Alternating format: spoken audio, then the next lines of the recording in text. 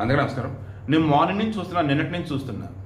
చాలామంది కామెంట్లు కోర్స్ ఇంక డిలీట్ చేసి తప్పలేదు, బ్లాక్ చేస్తున్నా, అంత వర్స్ట్గా పెడుతున్నారు.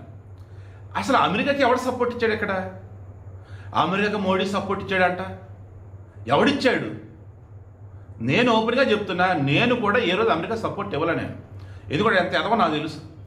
1971 ఆ సమయంలో, 1965 ఆ సమయంలో ఇరాను అమెరికా వచ్చేసి పాకిస్తాన్ సపోర్ట్గా ఉన్నాయి. మనతో యుద్ధం చేస్తున్నప్పుడు పాకిస్తాన్ వాడు.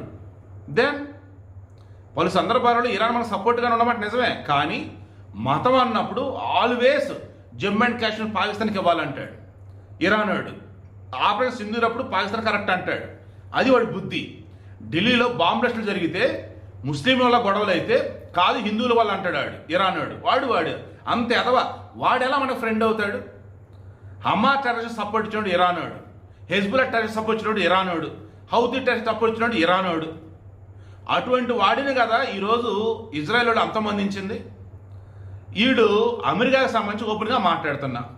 వాడేంటి, ఎక్కడ ఆయిల్ ఉంటే అక్కడ వాలిపోతాడు. ఇరాక్లో సద్దాం హుస్సేన్ గవర్నమెంట్లో లేనిపోయి భయంకరమైన వెపన్స్ అని చెప్పి పట్టుకొని సద్దాం హుస్సేన్ చంపాడు. ఇరాక్ని వాడు గ్రిప్లో పెట్టుకున్నాడు.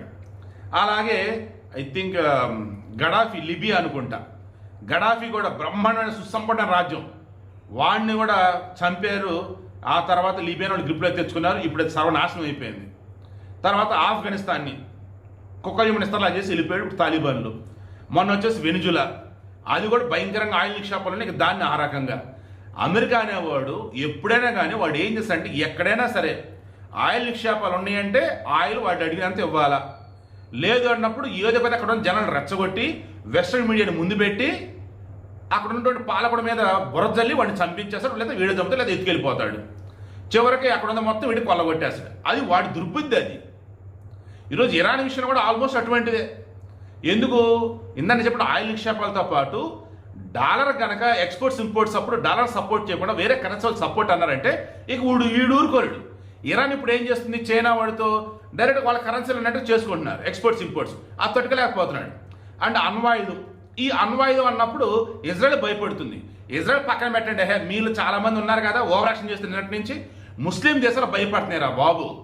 Bahrain, Kuwait, Qatar, UAE, Saudi ఇవన్నీ ఉచ్చపోసుకుంటున్నాయి. ఇరాన్ వాడిదే అణుబొమ్మ తయారు చేస్తే వాడికి మమ్మల్ని పీక పట్టుకొని కూర్చుంటాడు. వాడే నియంత అయిపోతాడు మా మీద, మా ముస్లిం ప్రజలకు వాడే పెద్ద అవుతాడు. ఇప్పుడు సౌదీ ఉందట. సౌదీ ఇప్పటివరకు ముస్లింలు పెద్ద అన్నట్టుగా ఉంది. ఇప్పుడు ఇరాన్ వాడు అవుతాడు. ఇది ఇరాన్ మొత్తం షియాలు, సున్నీలు షియాలు మళ్ళీ అలానే ప్రార్థిస్తారు. వాళ్ళ వర్గం వేరు వీళ్ళ వర్గం వేరు అన్నట్టు. ఇది వాళ్ళ బతుకు. అలా ఈ ఇరాన్ వాడు కనుక ఇది కనుక రెడీ చేస్తే న్యూక్లియర్ వెపన్, ఆటోమేటిక్గా ముస్లిం దేశాలన్నీ ఏకమవుతాయి. ఇక ఇప్పుడు ఇజ్రాయెల్ని భయపెడతాడు వాడు. ఇజ్రాయెల్ అక్కడి నుంచి తరిమేరు వాడు ప్లాన్ అది. చుట్టుపక్కల మొత్తం ముస్లిం దేశాలు మధ్యలో నువ్వేంట్రా ఇజ్రాయెల్ అని చెప్పి వాడిని తరిమేద్దామని. సో ఇజ్రాయెల్ వాడికి ఏడకెళ్తాడు. అందుకదే న్యూక్లియర్ వెపన్ తయారు చేద్దని చెప్పేసి ఇది. ఈలోపు ముస్లిం దేశం కూడా అమెరికాని అడుగున్నాయి, అరే బాబు నువ్వు వాడిని ఆపరా బాబు అని. అప్పుడు ఇక ఆయిల్ రిమైనింగ్ మొత్తం దక్కించుకోదని చెప్పేసి అచ్చేస డాలర్ను బలోపేతం చెప్పేసి దుర్బుద్ధి, స్వార్థం. దాంతో అమెరికా కూడా వచ్చాడు. ఇక్కడ మనం సపోర్ట్ చేసినా మౌనంగా ఉన్నా ఏదైనా ఏంటి, ఇరాన్లో జరుగుతున్నది కానీ ఇరాన్ మీద ఇజ్రాయెల్ చేస్తున్న దాడులు కానీ ఇవన్నీ కూడా మనకు సంబంధం లేనివి. అండ్ అక్కడ వచ్చేసి ఇరాన్ వచ్చేసి తప్పు చేసింది కాబట్టి ఈ రకంగా ఇక ఏ రకమైన సపోర్ట్ ఇవ్వాలి ఇరాన్కి. అండ్ మోరోవర్ ఇక్కడ అమెరికా అసలు ఎవరు సపోర్ట్ ఇచ్చాడరా? సావ కొడతారు పిచ్చి పిచ్చి కామెంట్లు పెట్టి. నేను కానీ మోడీ కానీ ఇండియాలో ప్రతి ఒక్కరు కూడా సపోర్ట్ ఇచ్చింది ఇజ్రాయెల్కి. ఎందుకంటే 2000 సంవత్సరం నాడు వాళ్ళు అక్కడి నుంచి పొట్టజేత పట్టుకొస్తే మనం వాళ్ళకి ఆశ్రయం ఇచ్చాం. 100 ఏళ్ళ నాడు యుద్ధం అప్పుడు కానీ వరల్డ్ వార్ అప్పుడు కానీ వాళ్ళ దేశం వచ్చడానికి మనం సహాయపడ్డాం. ఇలా ఎన్నాళ్ళుగానో మనం వాళ్ళకి చేసిన సాయానికి గుర్తుగా ప్రతిసారి ఇజ్రాయెల్ వాళ్ళు మన అండగా ఉంటూనే ఉన్నారు. అదే పక్కన ఉన్న దిక్కుమైన బాగా కోపం వస్తుందండి. ఆ బంగ్లాదేశ్ వాడు బతికెంత, వాడికి ఆ దేశం రావడానికి కారణమైంది మన మీద విషయం చెబుతూ ఉంటాడు, వెన్నుపడి పడుతూ ఉంటాడు. నిజంగా అనకూడదు కానీ మన దగ్గర ముస్లిం పాలకులు కానీ మోసం చేస్తారు. చర్చలు అని చెప్పి పిలిచేసి బంధించేసి చంపేస్తా పోతూ ఉంటారు. ఎవరో పెట్టారు డిఎన్ఏలో ఉందని. మన అందరిని అనలేను, మళ్ళీ అంటారు ముస్లిం అందరూ తప్పని అనలేను. ఎంతోమంది మంచి మంచి ముస్లిమ్స్ ఉన్నారు. కానీ వీళ్ళు ఏమంటారు, ఇండియాలో ఉన్న ముస్లిమ్స్ వేరు, బయట దేశాల ముస్లిమ్స్ వేరు, వాళ్ళ డిఎన్ఏలో ఉండిద్ది అది. ఇండియాలో ఉన్న ముస్లిమ్స్ ఏంటి, ఇండియా డిఎన్ఏ ఉంటుంది. బట్ బయట దేశంలో వాళ్ళు అలా కాదు, మోసం చేస్తారు వాళ్ళు. బట్ ఇజ్రాయెల్ కూడా అలా చేయడు. ఎప్పటికీ ఇండియా అంటే మనకు ఒకప్పుడు ఆశ్రయం ఇచ్చారు, ఇండియాని మనం కాపాడుకున్నారు, మనం కాపాడారు, అండగా ఉన్నారు. సో వాళ్ళకి మనం తోడుగా ఉన్నాం. ఇది ఇజ్రాయెల్ వాళ్ళు. అందుకే ఇజ్రాయెల్ వాళ్ళకి మనం సపోర్ట్ ఇస్తాం, అండ్ ఇజ్రాయెల్ మనకు ఆల్వేస్ సపోర్ట్గా ఉండిద్ది. సో వీడియో క్లోజ్ చేస్తున్నా.